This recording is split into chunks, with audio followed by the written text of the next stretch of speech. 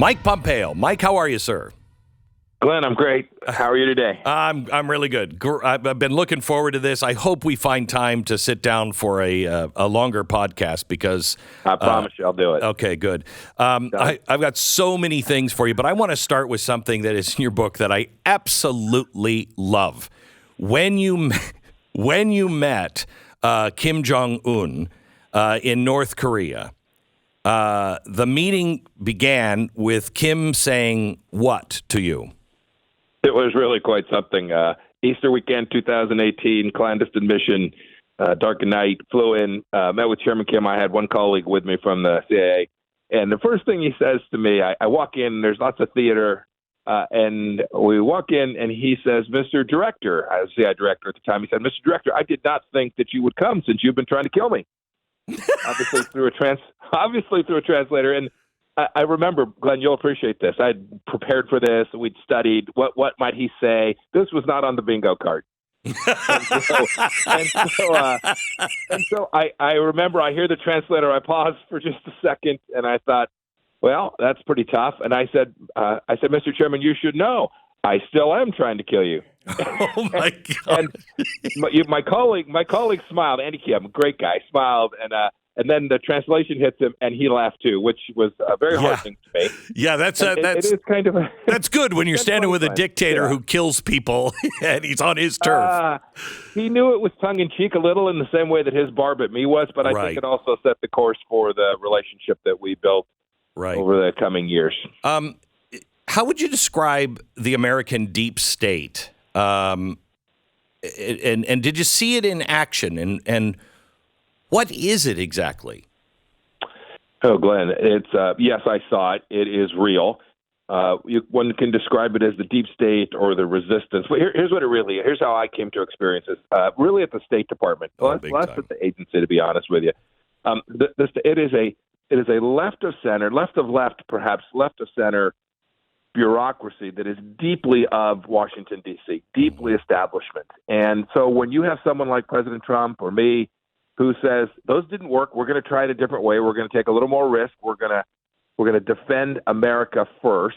Oh, my gosh, Glenn, it was a mess. I bet it was. They resisted what we did. They undermined. They would leak memos. I saw memos in the press before they got to my desk, Glenn, so many times. And this is problematic, not because of me. It's problematic because that's not what the Constitution requires. It's not how our founders thought about America. And so the next president, it's going to take it's a boatload of work. It's going to take a while, but this can be fixed. How can a president come in, be elected? Because I'm concerned. I agree with term limits, but term limits also for people who are serving in Washington, D.C. in all jobs, all levels. How can you clean this up without shutting it down and, did you unplug it and plug it back in? That's pretty much what we have to do. No, that's a great analogy. Yes, unplug it. So you gotta break it down. And by the way, not just the State Department, good parts of the Justice Department, most especially the Civil Rights Division, the entire Department of Education. These places are lost. And so, yes, the next president. There's two things I'd say. First, you got to get your team on the field. One of the things we did not do is we were 2 years into the administration, and we still had Obama people occupying political positions.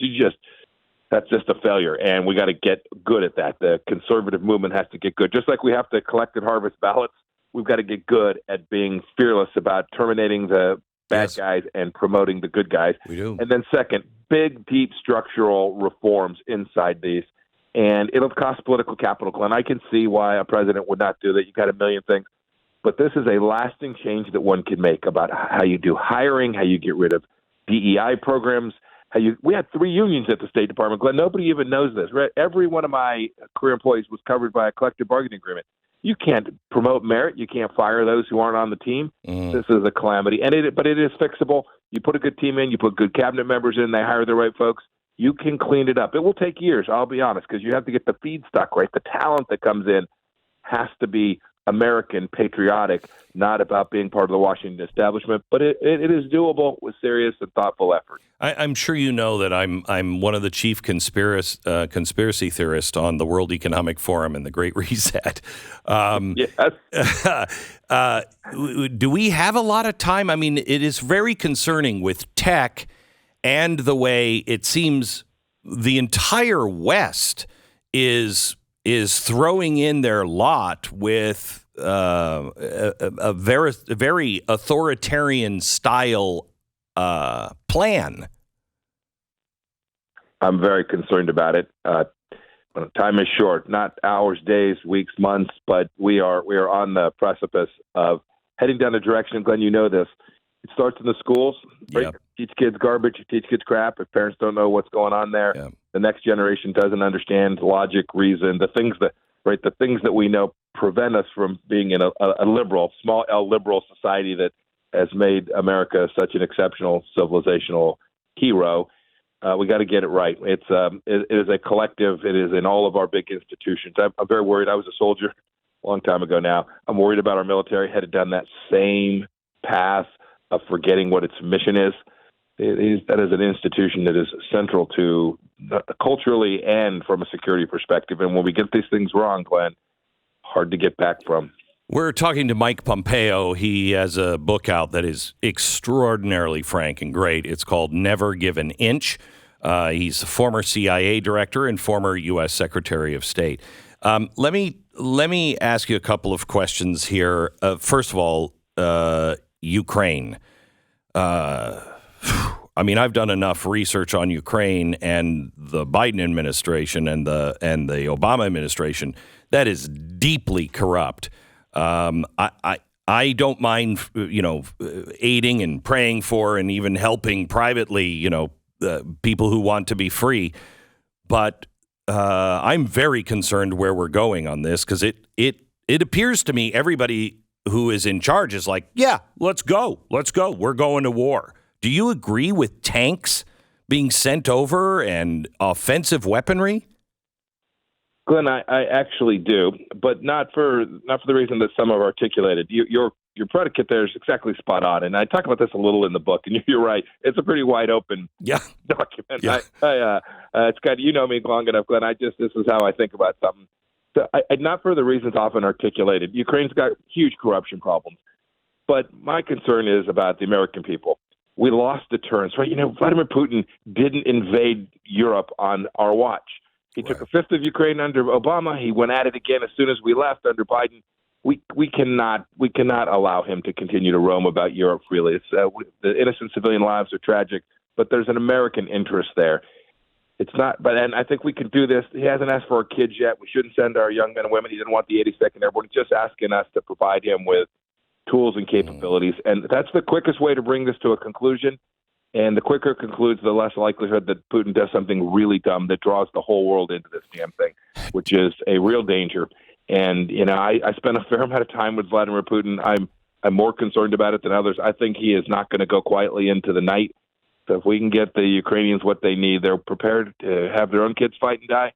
That's something that matters to every American, and we ought to try and get it right there. So Mike Lee spent a lot of time yesterday looking at this Seymour Hersh article and trying to track down. He's coming on the air in about an hour to tell me what he found.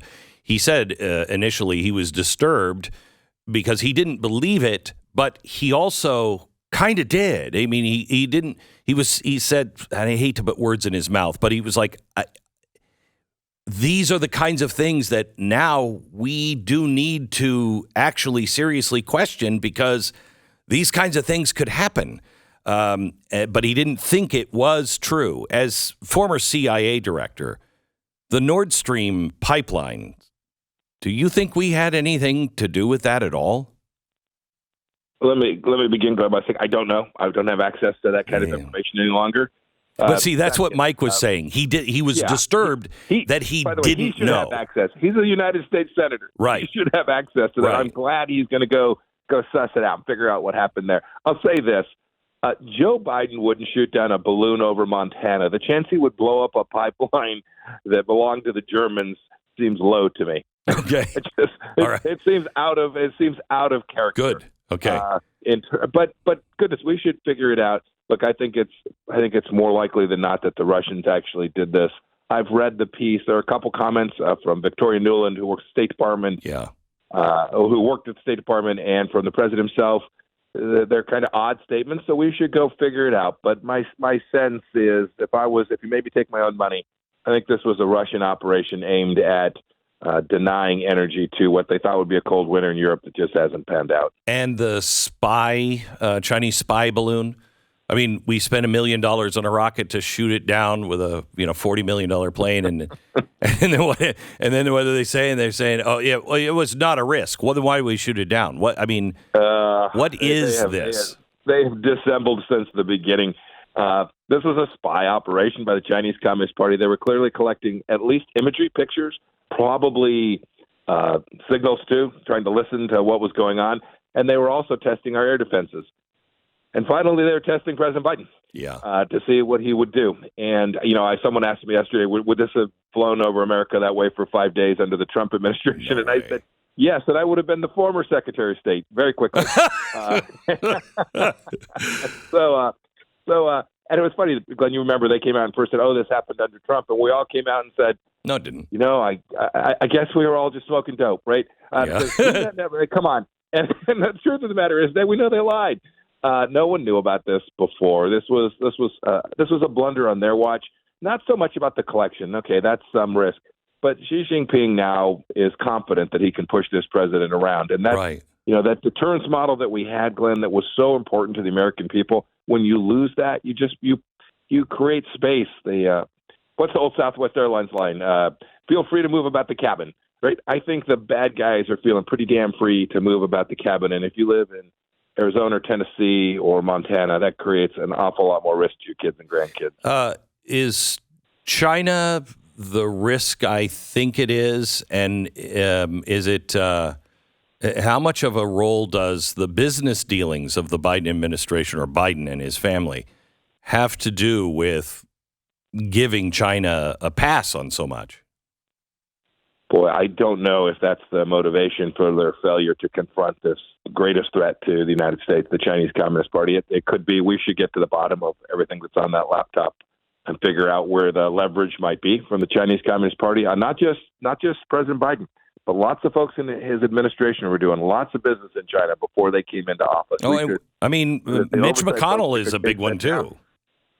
Mitch McConnell. By the way, totally not partisan. Get this right for America. This isn't about D's and R's or putting on the yellow helmet or the blue helmet. This is about protecting the United States. Glenn, they're inside our institutions all across America. I know they are. They're inside our universities. They had a massive spy operation being run out of the consulate in Houston, Texas that I shut down, and we'd let it go on for years. If we get a chance to do the podcast, I'd love to spend more time because my fear from the Chinese Communist Party isn't about something that might happen in Taiwan or Japan or Vietnam. It's what's happening inside the gates here, and every American should be aware of it, and we should protect ourselves. And we can be successful, and I believe we will. I see no evidence this president's prepared to do that. Well, Mike, I appreciate your time, and we will. I'll have my office reach out to yours today, and let's book some time on a podcast because we'll make it happen. Glad you have a lot of information. Thank you so much. God bless. Thank you, sir. You bet. Former Secretary of State and former CIA director and author of the book Never Give an Inch, Mike Pompeo.